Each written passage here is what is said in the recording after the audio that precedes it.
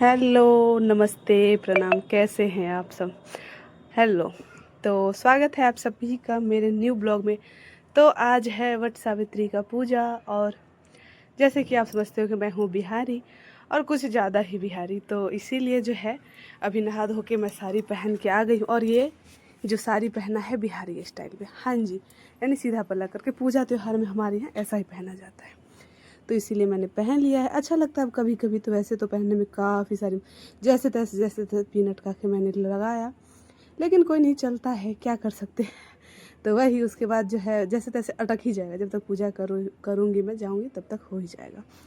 तो अभी जो है मैं पहन रही हूँ अपनी चूड़ी, और हमारे यहाँ कहते हैं जब पूरी मतलब चूड़ी खोलते हैं ना, पूरी खुल जाए तो उसको जो है हाथ को ढक लेना चाहिए। तो आपने देखा आंचल से मैंने ढक के रखा हुआ है। वैसे तो अभी आजकल देख रही हूँ बिना चूड़ी की है औरतें चलती हैं, लेकिन हमारे गाँव में अभी तक रिवाज है, और पल्लू से जब तक ढको ना तब तक ऐसी चूड़ियाँ नहीं पहनती। और अभी जो है पैर में लगाएंगे आता, और काफ़ी सारे जो तैयार होते हैं, सब कुछ करना होता है। और साल में 2-3 बार ऐसे ऐसे त्यौहार आते हैं जो आपको इस तरीके का करना पड़ता है। और आप कौन कौन से लोग देख रहे हैं जो वट सावित्री का पूजा करते हैं, और मेरे वीडियोस को देख के बताएंगे जो हाँ भाई मैं क्या अलग कर रही हूँ या फिर क्या नहीं कर रही हूँ। क्योंकि बहुत सारे लोग बहुत सारे रस्म रिवाजों से करते हैं। बिहार में, यूपी में, हर जगह होता है ये। और ये नहीं है कि हर एक यूपी वाले भी करते हैं, और बिहार में भी 5-7 तरीक़ों से होता है, जो ज़िले वाइज होते हैं मेरे हिसाब से। कुछ लोग अलग ढंग से करते हैं, कुछ लोग अलग ढंग से करते हैं। तो वैसे भी जैसे कि आप बहुत सारे लोगों को देखते हो जो सिंदूर करते हैं, तो देखना आप नाक के नीचे से करते हैं, लेकिन हमारे यहाँ ऐसे करते हैं हम मिथिलांचल वाले। और ये जो है ये हमारा धासा होता है, ये सिंदूर का धासा, मतलब चक से लगे कि हाँ सिंदूर किया है, तो चकोर करके गोल घुमा के ऐसा किया जाता है। जब से हमारी शादी हुई तब से ही हम ऐसे करते आ रहे हैं, मतलब रोज़ नहीं, जब से कोई त्यौहार हो या फिर हमारे यहाँ कहीं कोई जाता आता भी है सिंदूर लगाता है तो इसी प्रकार से लगाता है। ये सब हमारी तरह की रस्में रिवाजें हैं, और मैं वो सब मतलब आप लोगों को बताने के लिए बहुत एक्साइटेड रहती हूँ, बहुत खुश रहती हूँ। ठीक है, तो प्लीज़ आप लोग कमेंट में मुझे बताते रहिए कि हाँ आप लोग को मेरे वीडियोस अच्छे लगते हैं, नहीं लगते हैं, कैसे लगते हैं। और अभी जो है फाइनली मैं तैयार हो ही गई हूँ, क्योंकि जैसे जैसे मैंने कहा कि फटाफट से हो जाऊँगी, फटाफट से हो जाऊँगी। सब कुछ लटकने झटकने के बाद जो है एक आखिरी चीज़ बच गया है, और वो है मेरी चुन्नी। तो जी बिल्कुल, ऊपर से मैं ले लूँगी चुन्नी, क्योंकि साड़ी भी फिसल रही है और काफ़ी जो है ये भी है। तो ये चुन्नी ओढ़ने के बाद हम निकलेंगे पूजा के लिए। तो अभी कुछ कन्या वाला स्टाइल दे देते हैं, यानी बहू वाला होता है ना, घूंघट करके। और वैसे तो चाहो तो मैं पिन लगा के सेट कर सकती थी, पर मुझे ज़रूरत नहीं लगा। क्या ज़रूरत है मुझे इतना सारा, वो थोड़ी ना करना है। बाकी जो है पेड़ के पास जाते तो और ज़्यादा ये था, लेकिन अभी छोटा सा पेड़ लगा लिया है हमने। अभी जो ये है, और इसके ऊपर जो है आंचल को ये आगे रखना है, इसके ऊपर सिंदूर बांधना होता है मंदिर में नीचे जाके। अभी जो है मैं निकल गई हूँ अपने घर से, और घर से निकलते ही कुछ दूर चलते ही रास्ते में आ जाएगा, ज़्यादा दूर नहीं है, बस कुछ ही दूर मंदिर है काली माँ का, और वहीं पे जो है मैं पूजा करूँगी। बाकी तो वहाँ पे पेड़ नहीं है, छोटा सा पेड़ कहीं लगा हुआ था, जो बहुत सारे पेड़ होते हैं ना उसके नीचे एक छोटा सा पेड़ था, तो वही हमने लगा लिया है। और वहीं पे जो है हम जा कर के पूजा करेंगे गमले में। बाकी चाहती तो मैं छत पे भी लगा सकती थी, लेकिन ये अच्छा लगता है कोई मंदिर वगैरह में करो तो ज़्यादा जमता है। तो बस वही, वैसे मैं पहली बार इस तरीके से कर रही हूँ। इससे पहले मैं हर बार पेड़ के पास ही जाती थी, मोटे वाले। अभी आप ये देख सकते हो, आप लोग कहोगे ये क्या है, ये हमारी गौरी माता है। जी, जब मेरी शादी हुई थी, और आप लोगों ने देखा भी होगा रामायण में, हम कई बार बोल चुके हैं कि हम सीता माता की नगरी से हैं, तो सीता माँ को भी देखा होगा, जो हर बार जो है जाती है माँ गौरी की पूजा करने। तो ये मुझे शादी से पहले ही मिला था, जिस दिन मेरी शादी थी, शादी से पहले मिला था, मतलब उसी दिन मिला था, लेकिन उससे पहले मिला था शादी से। तो वो आज तक है। और ये जो प्रसाद वगैरह जो लेते हैं वही आम और लीची, जेठ का महीना है तो आम और लीची, खीरा, केला, ये सब होना ही चाहिए प्रसाद में, लड्डू, बाकी यही सब चीज़ें होती है, कुछ अलग से नहीं होती है।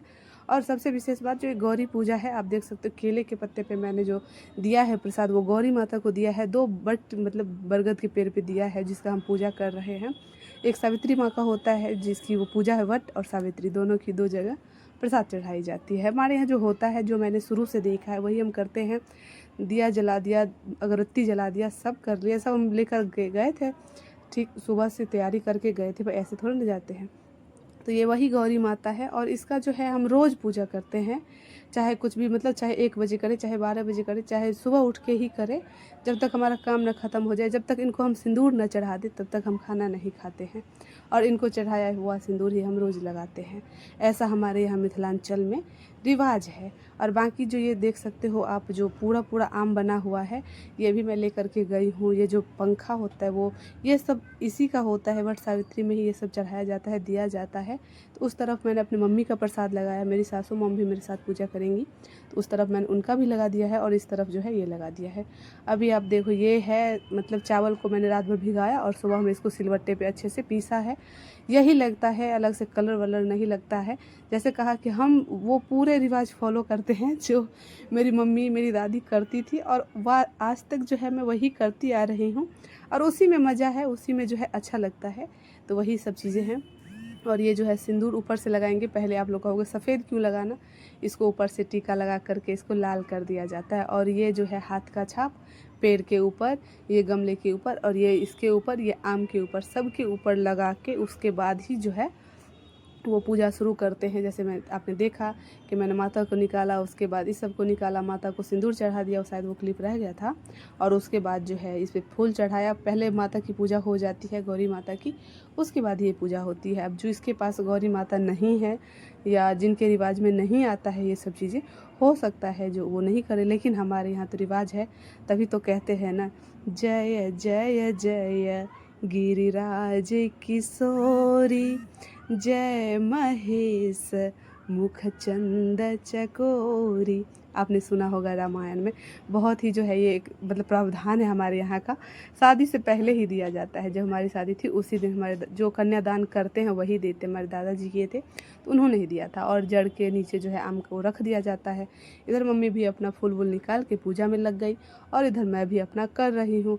मम्मी भी जो है प्रसाद दे दी है। मैंने ही लगा दिया था, सब कुछ कर दिया था, मैं बहू हूँ तो इतना तो कर ही सकती हूँ।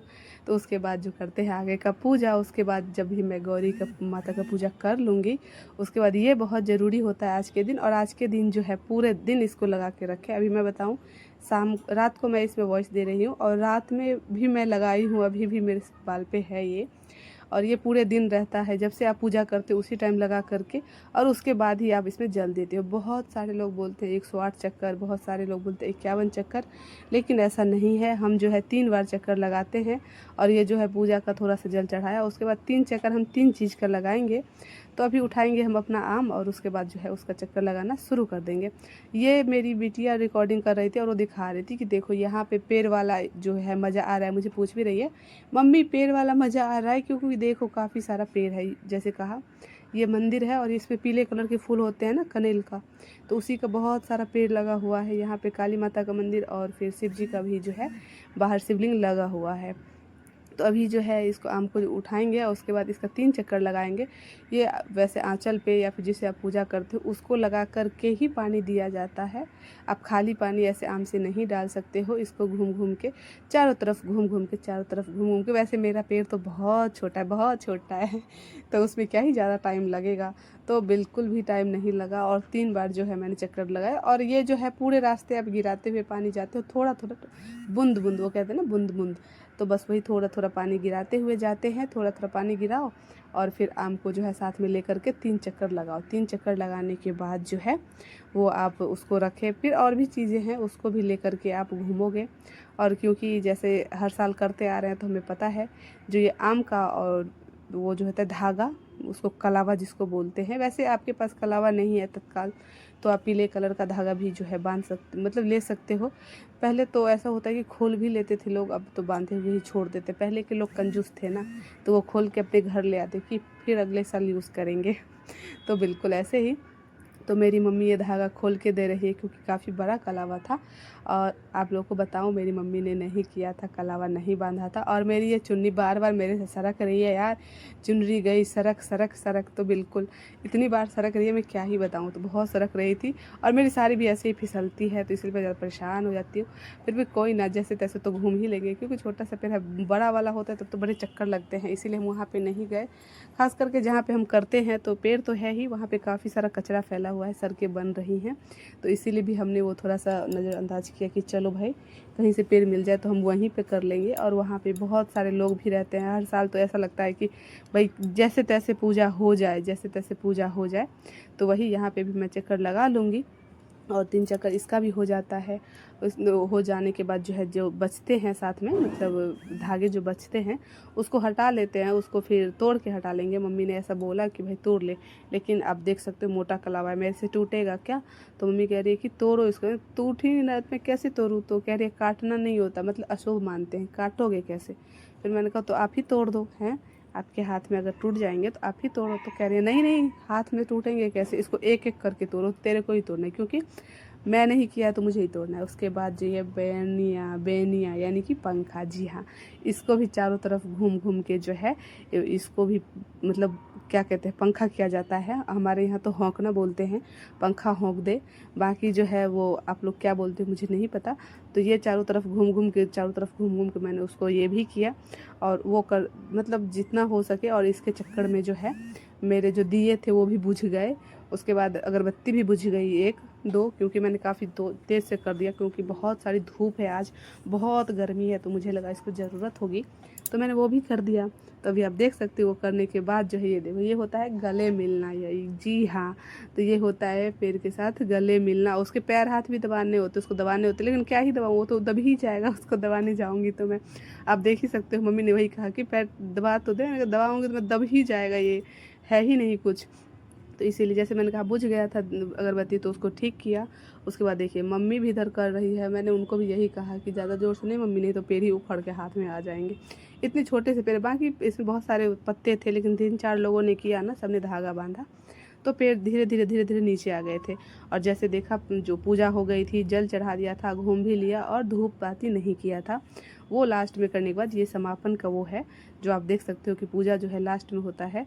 और ये दोनों चढ़ाया जाता है इस पर, तो वही मैं चढ़ाने ही लगी, तब तक मुझे याद आया कि पानी तो डाल दूँ। तो इसको जो है चारों तरफ डाल के बोलते हैं उसगरना, चढ़ाना, एग्जैक्टली यही है चढ़ाने का मतलब। आप उसको चढ़ाओ, क्योंकि बचा हुआ जो है उसके बाद वो प्रसाद है, क्योंकि आपको हम अर्पण कर रहे हैं, उसके बाद जो है आप मुझे दे रहे हो। अभी आप देख सकते हो ये काला सा हो करके हम जा रहे हैं, जैसे कहा कि ये काली मंदिर है, काली माता का मंदिर है, तो हमने सोचा कि चलो उनको भी प्रणाम कर लिया जाए। और देख सकते हो कितना सुंदर सा मंदिर, अंदर से बहुत सुंदर है, बस बाहर से पेड़ सब लगे हुए हैं। तो यहीं पे अच्छे से माथा टेक लेते हैं माता रानी को, और माता रानी को माथा टेकने के बाद फिर और आगे जाएंगे, घर जाएंगे, क्योंकि पूजा तो मेरा हो ही गया है, ज़्यादा टाइम तो है ही नहीं।